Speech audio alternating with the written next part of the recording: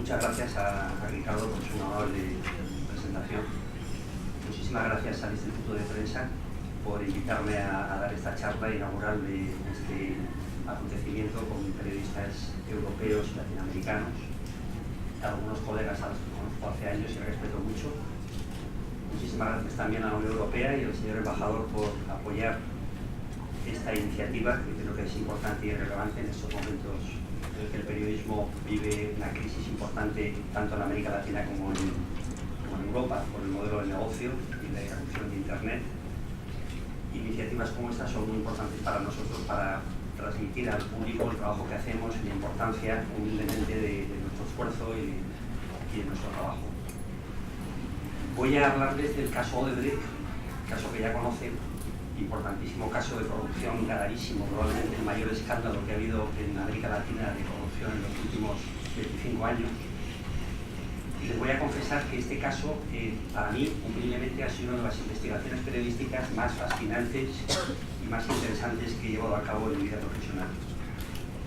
Se preguntarán ustedes cómo, estando tan lejos de Brasil, un periódico español como El País, un periodista como yo, gente de mi equipo, nos adelantamos a investigar esta causa, a intentar conseguir información sobre este caso tan lejano.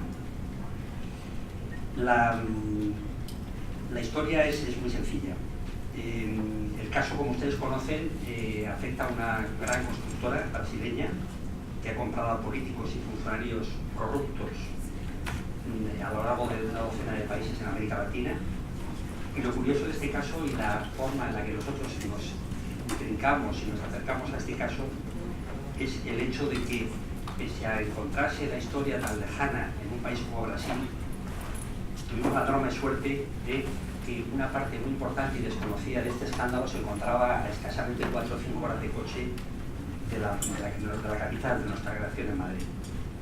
El Principado de Andorra, probablemente la mayoría de ustedes nunca hayan oído hablar de lo que es el Principado de Andorra, un diminuto país de 77.000 habitantes, situado en el Pirineo, entre España y Francia, un lugar donde la mayoría de españoles o de franceses acude a esquiar o a hacer compras, porque durante muchos años era un lugar muy barato donde comprar artículos de lujo. Este lugar, este pequeño y diminuto lugar, ha sido un escenario absolutamente clave en la investigación del caso. La suerte nos acompañó cuando empezamos a investigar este caso, porque uno de los principales protagonistas de este escándalo internacional huyó desde Brasil a Estados Unidos y desde allí a España. Este personaje, la mayoría de ustedes no habrán oído hablar de él, se llama Rodrigo Tacla Durán. Tiene 44 años y, según la propia constructora, fue uno de los principales encargados de diseñar y ejecutar los pagos de Odebrecht, de la constructora, en una docena de países de América Latina. Entramos en esta historia a raíz de una llamada de un colega, Ricardo Arqués, con quien he trabajado muchos años en investigaciones importantes como el caso GAL, un grupo que mató a etarras en el sur de Francia, financiado en parte por el Estado. Mi compañero nos preguntó si teníamos noticia de que un personaje importante de esta causa estaba refugiado y escondido en España, Tacla Durán, nunca habíamos oído hablar de él. Empezamos a investigar y efectivamente descubrimos que la policía española había detenido a este hombre en Madrid, huyendo de Brasil, que lo habían puesto posteriormente en libertad provisional y que Brasil pedía su extradición por su implicación enorme en los pagos de las coimas, de las comisiones ilegales del caso Lava Jato, del caso Odebrecht. Tacla fue encarcelado, la justicia brasileña pidió su extradición, su paradero era un misterio, pero conseguimos dar con él en Madrid. Nos reunimos durante varias semanas con este personaje y decidimos que teníamos una gran historia en nuestras manos, porque conseguimos convencerlo para que nos contara cómo funcionaba el pago de coimas, el pago de comisiones ilegales de la constructora en la que él había trabajado en todo el mundo. Nuestro equipo de investigación en El País lo componen 5 personas. Yo decidí incluir en el equipo para investigar este caso a Joaquín Gil, que durante un año ha trabajado conmigo estrechamente en la investigación de este caso, y durante prácticamente un año estamos publicando muchas informaciones referentes al caso de Odebrecht. Como les decía antes, durante 15 días nos reunimos en un pequeño apartamento en Madrid, mi compañero Joaquín Gil y yo, para preparar un encuentro con este personaje. Tacla es un tipo muy locuaz, un tipo muy listo, muy rápido, tenía miles y miles de datos en su cabeza decenas de anécdotas, tantas y tan diferentes que realmente era prácticamente imposible intentar construir un caso ante tal volumen de información absolutamente caótica sobre países, presidentes, vicepresidentes, funcionarios, en fin, pagos, unos en mano, otros en banco. La historia era realmente complicada, pero sí nos quedó muy claro después de encontrarnos la primera vez con este hombre que este personaje tenía una información absolutamente privilegiada, que conocía la compañía, la constructora Odebrecht desde dentro y que manejaba una información de primera mano que podía sernos tremendamente útil. Tacla era una especie de electrón libre, un personaje que había escapado completamente al control de la compañía. No sé si saben ustedes, probablemente los colegas que están aquí lo saben, pero el resto quizás no, que la compañía Odebrecht llegó a un acuerdo legal con 77 de sus directivos para que reconocieran su participación en la trama criminal que esta constructora había organizado durante años en esta docena de países de América para conseguir obras multimillonarias pagando comisiones a distintos líderes políticos. Tacla conocía muchos secretos inconfesables de la constructora y parecía dispuesto a contarnos todo lo que había visto y todo lo que había oído en el llamado Departamento de Operaciones Estructuradas, un departamento que toda la prensa brasileña durante ya varios años ha bautizado como la unidad especializada en sobornos y compra de voluntades. Este hombre había trabajado en ese departamento hasta el año 2016. El alud de información que manejaba este personaje durante las semanas en las que nos vimos con él en un pequeño apartamento para intentar ordenar toda aquella información que era absolutamente caótica era enorme, era gigantesco. Pero en aquellos encuentros, antes de grabar nuestra primera entrevista en vídeo y publicarla en el diario El País en julio del año pasado, llegamos a tres conclusiones claras para ordenar un poco nuestras ideas. La primera era que el sistema que había establecido Odebrecht, la constructora brasileña, para lograr las obras se basaba fundamentalmente en llegar a acuerdos secretos con los presidentes o con los candidatos, sobre todo presidenciales de distintos países de América, para que estas personas sacaran adelante su campaña electoral pagada por la propia compañía. Es decir, redactaban un plan secreto, un plan de obras que llamaban, obras que se iban a hacer en Brasil, o en República Dominicana, o en Ecuador, o en Perú, o en fin, en cualquier país de América Latina, y si Odebrecht pagaba ese plan de obras y el candidato ganaba las elecciones, las obras se llevaban a cabo y los candidatos, obviamente, y algunos de sus funcionarios recibían unas suculentas comisiones ilegales. La segunda conclusión a la que llegamos, después de hablar con este personaje, fue los lugares elegidos por la propia compañía para pagar las comisiones ilegales, las fuentes. Y curiosamente nos llevamos la sorpresa de que eran dos pequeños bancos. Se pagó las comisiones en muchos sitios, pero especialmente en dos pequeños bancos. El Mail Bank, en Antigua y Barbuda, un conocido paraíso fiscal, y la banca privada de Andorra, la BPA, el Principado de Andorra del que les hablaba antes. Dos pequeños paraísos fiscales. La banca privada de Andorra en España ya era conocida por el público en general, porque la familia de Jordi Pujol, la familia de los Pujol, una familia con una saga importante de política en España, un expresidente de Cataluña, había apuntado fondos en este pequeñito banco durante muchos años y esta información había salido a la luz recientemente. La fortuna oculta de esta familia española de Cataluña, de los Pujol, se había escondido también en este pequeñito banco y la prensa española obviamente había publicado bastantes historias sobre la BPA y sobre la familia Pujol, que como ustedes saben es una de las familias que ha fomentado durante años, junto con varios partidos políticos en Cataluña, la separación de esta parte importante de España, intentando crear un Estado independiente. Este es un problema al que nos enfrentamos en España en los últimos 2 años especialmente grave. Habrán oído probablemente ustedes hablar de la crisis de Cataluña, las últimas elecciones donde los partidos independentistas ganaron con una exigua minoría e intentan declarar una república independiente absolutamente separada de España de una forma completamente ilegal. Pues bien, Tacla, el personaje del que les hablaba, el tipo huido de Brasil y refugiado en España, con orígenes españoles, su madre era gallega, nos reveló que tanto el Mail Bank, ese pequeñito banco de Barbuda, un banco insignificante, como si fuese una pequeña casa de 2 pisos con 2 empleados, con una oficina diminuta también en Sao Paulo, era el principal centro de pago de los políticos corruptos de la constructora en toda Europa Latina.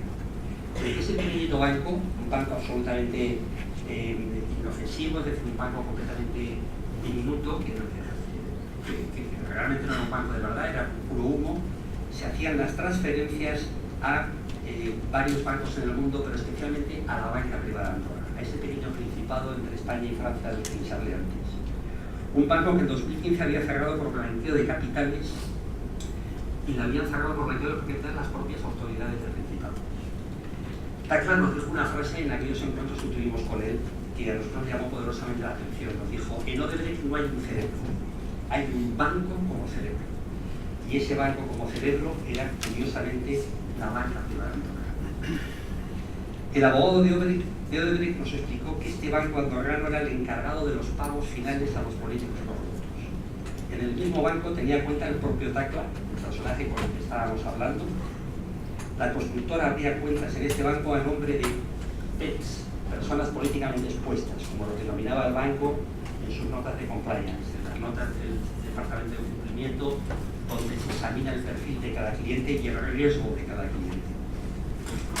Y desde el Maybank se ordenaban las transferencias a la banca privada de Andorra y internamente la banca privada de Andorra hacía las transferencias a las cuentas de los políticos.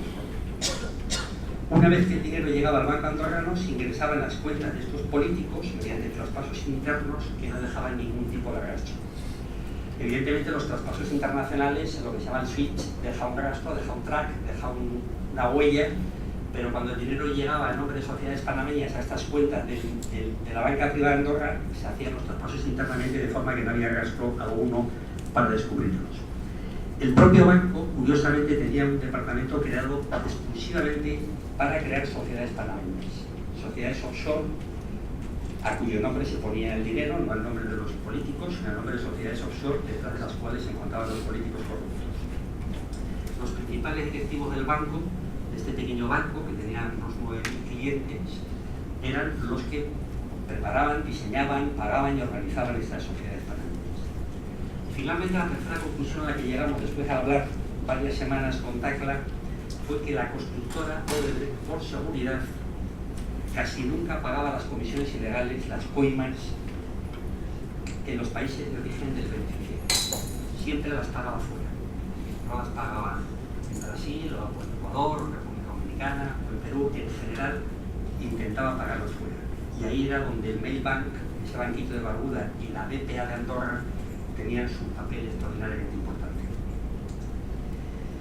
Nuestra entrevista con Takla, con el operador de Odebrecht, con el abogado de Odebrecht, tuvo un enorme impacto en América Latina. La publicamos en julio del año pasado. Publicamos una entrevista escrita de varias páginas y un vídeo que fue completamente viral en muchos países de América Latina.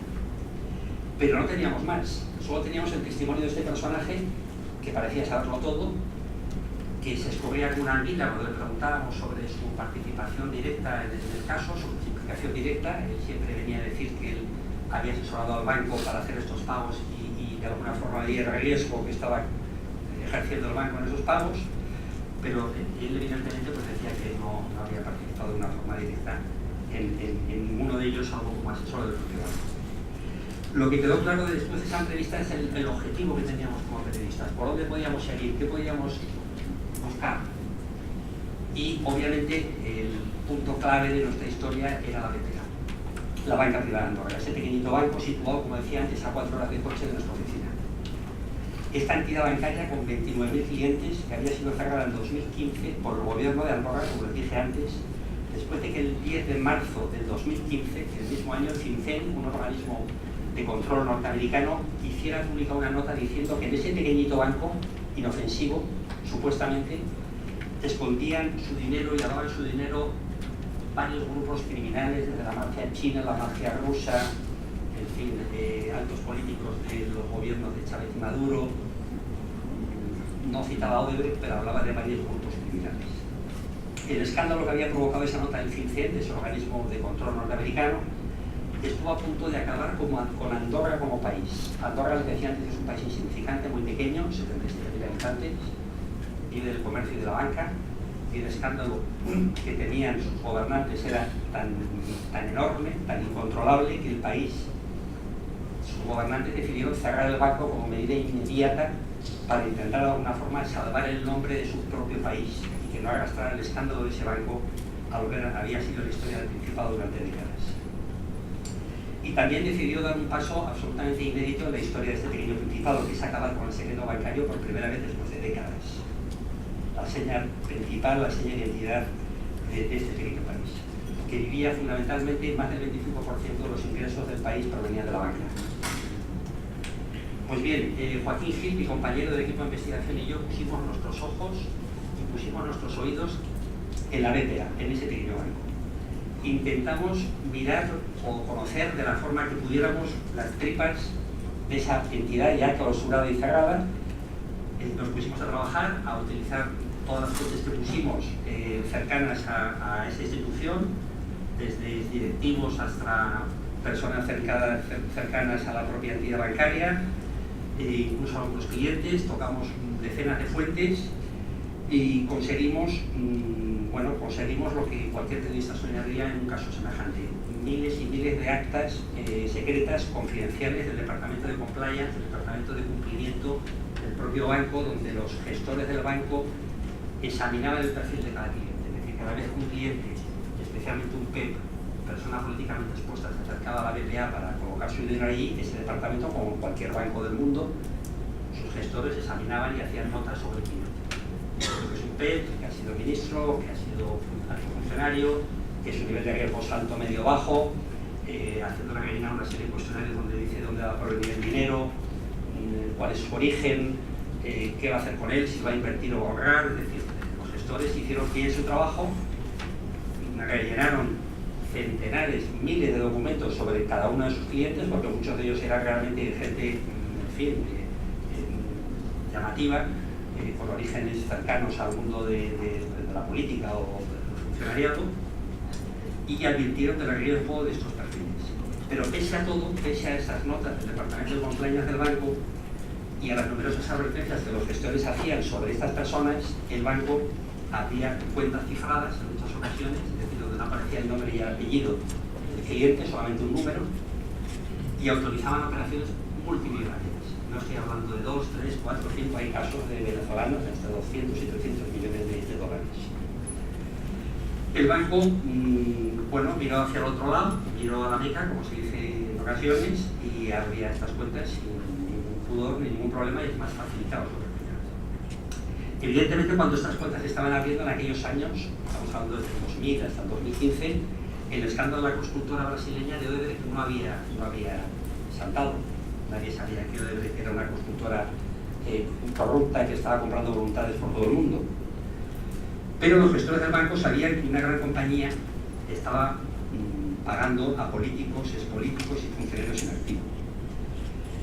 El banco lo sabía porque el propio banco incluso había abierto dos sociedades que se llamaban Aeon Group y Kleinfield, sociedades abiertas por Odebrecht, a través de las cuales internamente desde dentro del propio banco transferían cantidades millonarias a políticos de distintos países. Es decir, que el banco está perfectamente al tanto de que políticos y expolíticos de América Latina que estaban cobrando de Odebrecht durante varios años.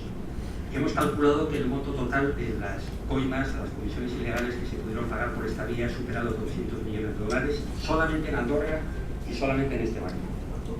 200 millones de dólares. En casi todos los casos el sistema de la BPA para camuflar los pagos a sus clientes era parecido. La BPA tenía un departamento dedicado en exclusiva solamente, como os decía antes, a crear sociedades panameñas offshore para estos clientes y lograr así una máxima y total opacidad en todas sus operaciones. Pese a que los indicios desaconsejaban esas transacciones, y pese a la falta sobre todo de soportes justificativos de los propios clientes, intentando justificar por qué te paga esta compañía 3, 4, 5, 6 millones de dólares en cada caso, el banco obvió todos y cada uno de los controles antiblanqueo que marca y exige la ley. Solo a partir de 2013, la entidad empezó a extremar sus cautelas sobre las operaciones de Odebrecht. Un claro ejemplo es la aprobación por parte del banco de transferencias de 600.000 euros a la constructora de Odebrecht, a Juan Carlos Ceballos Ugarte, el director de Cositran, el organismo público que gestionaba en Perú la carretera interoceánica, una obra de Odebrecht que costó 1.400 millones de dólares. Pues bien, nuestra investigación lo que hizo es destapar las cuentas ocultas de ministros, gobernadores, embajadores, senadores, altos funcionarios y familiares de políticos de Ecuador, de Panamá, de Perú, de Argentina, de Brasil, de México, de Venezuela y de República Dominicana. Unos implicados en el caso Odebrecht, otros implicados en el saqueo brutal y escandaloso de PDVSA, la gran compañía de petróleo pública de Venezuela, y también en los puros negocios personales de importantísimos políticos del PRI mexicanos que eligieron PPA también, curiosamente, para ocultar sus fortunas inconfesables. Las informaciones de Joaquín Gil y mías de esta serie, que durante un año hemos estado publicando, titulada Los papeles secretos de América, provocaron un impacto enorme en América Latina y judicial en algunos países. Por ejemplo, la detención de Demetriu Papadimitriou, exministro de Presidencia de Panamá, bajo el mandato de Martinelli, entre el 2009 y 2014, el cese de Valentín Díaz Gilligan, su secretario general de la Presidencia de Argentina. El caso de este último generó una breve crisis política que duró una semana, pero que fue muy intensa, en el gobierno de Macri, solo apaciguada por la renuncia inmediata de su cargo de Díaz Gilligan cuando descubrimos que tenía una cuenta de la BPA, en fin, con un montón de dinero, supuestamente no de él, sino de un inversor uruguayo, de mala reputación. La Fiscalía Argentina ha pedido nuestra colaboración en este caso y estamos colaborando con ellos desde el principio y nos han solicitado ayuda. Este caso de Argentina no tiene nada que ver con Odebrecht, pero es una persona más que encontramos en esos documentos a la que descubrimos que cierto funcionario público altísimo del gobierno de Macri pues estaba ocultando una cantidad muy millonaria que no supo justificarnos en este banco. Pues bien, el rastro de Odebrecht en la banca privada de Andorra dejó también la huella de políticos y altos funcionarios de la administración de Perú, de este país. Lo que la policía de Andorra ha bautizado como la Operación Pernambuco. Destapamos, a través de esa documentación que conseguimos interna del propio banco, que el señor Miguel Atala Herrera, ex vicepresidente de Petróleo del Perú, y su hijo planearon ocultar hasta 10 millones de dólares en este banco. Y aquí consta de su puño y letra en el cuestionario entregado por él mismo, por el señor Atala, a la entidad bancaria. Atala justificó al banco que sus supuestos negocios agrícolas, inmobiliarios y textiles eran el origen del dinero. Y aseguró en las notas que escribió para abrir su cuenta que pretendía cobrar en Andorra una comisión de unos inversores, entre comillas, brasileños. Nos decidimos a publicar la historia porque comprobamos documentalmente que Atala había recibido en la BPA un ingreso de 1.3 millones de dólares en su sociedad Amarillo Investment, de la sociedad Kleinfield. Kleinfield era una de las dos sociedades que Odebrecht abre dentro de la BPA para hacer esos pagos internos que no dejan rastro. Odebrecht abre dos sociedades, Aegon y Kleinfield, y desde ahí, como un río inagotable de dinero, se empieza a enviar cantidades multimillonarias a decenas de políticos de América desde dentro del propio banco para que no dejaran ningún tipo de rastro. Los pagos de Kleinfield fueron para nosotros una pista extraordinaria, una huella extraordinaria para ver a quién paga Kleinfield, a quién paga Aegon Group, y a partir de ahí vamos encontrando los nombres de mucha gente cuyas identidades conocíamos, y cuando googleábamos pues veíamos que eran altos funcionarios en Perú, en República Dominicana, en Ecuador, en Brasil, en otros países. Petróleos del Perú, curiosamente, se suscribió en el 2011, 5 meses después de la salida del señor Atala de la compañía, un acuerdo con la filial de Odebrecht Braskem para estudiar la construcción de una planta petroquímica que iba a costar 13 millones de dólares. En la documentación del banco sobre el señor Atala, los gestores del banco ya advirtieron sobre su condición de persona políticamente expuesta, pero pese a ello, y al igual que en otros muchos casos, abrieron esta cuenta oculta a nombre de él y de su familia. La juez de Andorra, que investiga el caso en la actualidad, bloqueó la cuenta de Atala y de su hijo, pero llegó tarde. Cuando la juez de Andorra ya bloqueó su cuenta, el saldo de esta cuenta del señor Atala era de 18.191 euros. Durante nuestra investigación fue imposible recabar la versión de Atala, pese a la cantidad reiterada de llamadas que hicimos. Varios días después de la publicación de la historia, recibimos una carta coordinatoria de un abogado de Andorra, de la señora abogada de Andorra, combinándonos a rectificar nuestra información con la advertencia de que iban a demandarnos. no rectificamos absolutamente nada, teníamos todo completamente documentado y la demanda del señor Atala no ha llegado nunca. En este pequeño banco, que como les decía estaba ahora en el coche de nuestra oficina, descubrimos también las cuentas de dos relevantes funcionarios públicos peruanos.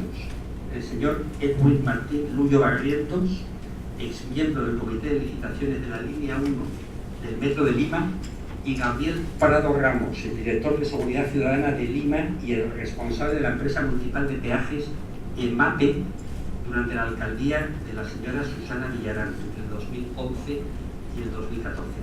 La documentación interna del banco que manejamos acredita que Luyo Barrientos manejó al menos dos cuentas en Andorra.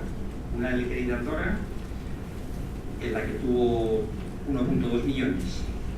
Barrientos ocultó en el custodio su confesión de pecho y marcó una casilla en la que se decía precisamente lo contrario. Decía, no soy ni he sido nunca una persona políticamente expuesta. Y en otra marcó con su casilla, tengo conocimientos de blanqueo. Además, reconoció su relación comercial con dos de las sociedades que utilizaban para pagar, las sociedades que les hablé antes, Kleinfield y Aero. Al igual que Atala, la versión de Luyo Barrientos fue imposible de obtener. Nosotros intentamos en cada uno de estos casos hablar con las personas a las que íbamos a publicar. El tema era extremadamente delicado y vamos a retratar metafóricamente a un funcionario público en un tema muy delicado y contar que tiene una cuenta en un paraíso fiscal y queríamos su versión para ver si realmente podía darnos una explicación lógica y pasar página y olvidarnos del tema. Pero en ninguno de estos casos fue posible conocer su versión porque se negaron a hablar con nosotros. Fue una sorpresa para nuestro equipo, para Joaquín Gil y para mí, ver cómo Gabriel Prado Ramos, el director de Seguridad Ciudadana de Lima, reaccionó a nuestra primera información sobre su cuenta en la BPA de Andorra, negándola absolutamente. Pese a que disponíamos de toda la documentación sobre su cuenta, él insistió en negar haber tenido nunca una cuenta en la BPA. Pero claro, Ramos no sabía que teníamos toda la documentación manuscrita, su puño y letra de cómo había esa cuenta en la BPA. La cuenta de Ramos tenía solamente $3.048, pero en la documentación él mismo se presentó al banco, en fin, como una persona que iba a recibir pagos importantes y barajó ingresar incluso entre 600.000 euros y $1 millón. ¿De dónde iba a sacar el señor Prados este dinero con su sueldo de funcionario público en el ayuntamiento? Tacla nos confirmó, Tacla, el personaje del que les hablaba al principio, que nos dio las primeras pistas sobre el caso, que trabajó para la constructora brasileña, nos confirmó que fue Odebrecht quien abrió la cuenta del señor Prados a nombre de la sociedad Renton Holding, otra panameña representada por el propio Prados. Al final, no sabemos por qué, pero el dinero no llegó. Y para no perder la sociedad panameña y tener que construir otra con los gastos que conlleva abrir una sociedad panameña en un banco, pero no muchos, pero puede ser entre $4.000 y $5.000, fue el propio Tacla, el propio personaje central del que les hablaba, el que se quedó con esa sociedad. ¿Cómo explica el señor Prados, lo digo aquí hoy que me encuentro en Lima, y el que ha negado nuestras informaciones, cómo explica la apertura de su cuenta y cómo explica su relación con el propio Tacla? Es decir, por qué una cuenta que abre el nombre de la sociedad panameña al final pasa al señor Tacla? ¿Cómo explicaría el señor Prados esta vinculación? Para mí es absolutamente inexplicable. Prados se escondió en su cuenta corriente de Andorra tras la sociedad Renton Holding S.A., una panameña creada solo 2 meses antes de abrir su cuenta en el paraíso fiscal de Andorra. Y se presentó ante el banco como consultor de empresas, diciendo que preveía recibir dinero a través de transferencias internas, otras de las transferencias internas de las que les hablaba antes, para que no dejen huella, para no ser descubierto por los organismos de control monetario internacional. Cuando Gil, mi compañero y yo descubrimos a Jorge Horacio Canepa Torres entre los miles de clientes de la BPA, otro peruano, otro limeño, no tuvimos demasiadas dudas. Solo con googlear nos aparecieron varias noticias de colegas peruanos, periodistas, colegas nuestros, donde denunciaban que ese abogado de Lima fue árbitro de la Cámara de Comercio de Lima y emitió 17 fallos favorables a Odebrecht contra el Estado peruano. Canepa es un tipo escurridizo como una ándica. Cuando recabamos su versión, su secretaria nos prometió en varias ocasiones que le iba a dar la cara, que iba a hablar con nosotros, que iba a explicarlo todo, pero la respuesta no llegó jamás. En la documentación que Canepa aportó al banco pidió que su cuenta fuera numerada, otra vez las cuentas numeradas, cuenta cifrada, donde no aparece el nombre de nadie, no nominal. Otro de los servicios que la BPA ofrecía a sus clientes para organizar sus capitales. y Canepa desveló que recibiría honorarios otra vez de la sociedad Aeon Group, esta sociedad utilizada por la constructora Odebrecht para pagar las coimas dentro del banco. ¿Por qué tenía que pagar Aeon Group al señor Canepa? Esa es una pregunta que me gustaría hacerle hoy públicamente aquí, ya que estoy en Lima. Él nunca lo ha respondido todavía. Al igual que Prados, el plan de Canepa era recibir los ingresos mediante traspasos internos, otra vez sin dejar rastro, y se escudó también en la sociedad panameña Mascran Finance, creada tres semanas antes en Panamá, obviamente por el propio banco. Canepa anunció al banco que él tenía previsto recibir al año entre 100.000 y 500.000 dólares. Y ya con esto termino. También descubrimos las cuentas del empresario Víctor Muñoz, Cuba, sobrino del viceministro peruano Jorge Cuba, y de Rómulo Jorge Peñaranda, presidente de la consultora Alfa Consult. Bien, Peñaranda, presidente de unas mayores adjudicatarias de Perú, según le describe la policía, tuvo su cuenta en la BPA y puso como beneficiario a uno de sus hijos. Los Peñaranda anunciaron que tenían intención de recibir en su cuenta 800.000 dólares, pero se volvieron a desnudar, al igual que otros clientes que no imaginaban que esto iba a salir nunca, cuando rellenaron los cuestionarios del banco, anunciaron que iban a recibir traspasos de Aeon Group, otra vez Aeon Group, la sociedad que utilizaba Odebrecht para pagar las cuentas. La constructora les pagó 2.6 millones de dólares. Hasta el momento no hemos encontrado en las tripas de este banco más nombres o más cuentas que conduzcan a nuevos personajes, pero nos consta que la juez andorrana Caroline Ignorance, que ha visitado Lima hace unos meses en compañía de un fiscal, está investigando a fondo y no es aventurado a anunciar que pueda haber novedades en las próximas semanas. El viaje de esta juez y las comisiones rogatorias enviadas por Andorra, por los jueces andorranos a Lima, yo creo que van a dar luz a este caso y probablemente abunden y harán más sólida y firme las acusaciones de blanqueo de capitales contra estas personas. Se preguntarán ustedes qué ha pasado con los directivos de este pequeño banco, que era un nido de corrupción completo y absoluto. Todos ellos, desde el CEO, desde el consejero delegado hasta los más altos directivos del banco, estamos hablando de casi 8 o 9 personas, están investigados y han sido imputados por blanqueo de capitales y por otros delitos. El caso Odebrecht es muy grande. Rodrigo Tacla Durán, el abogado de la constructora del que les hablaba antes, con el que iniciamos esta historia, el tipo detenido en España al que conseguimos entrevistar, nos dio las primeras pistas sobre la importancia de este pequeño banco en Andorra y nos confesó que la constructora había sobornado en todo el mundo a más de 1.000 personas. Probablemente lo que conocemos hasta ahora ha sido solo la punta de un gigantesco iceberg que solo ha comenzado a aflorar. Muchísimas gracias por su atención.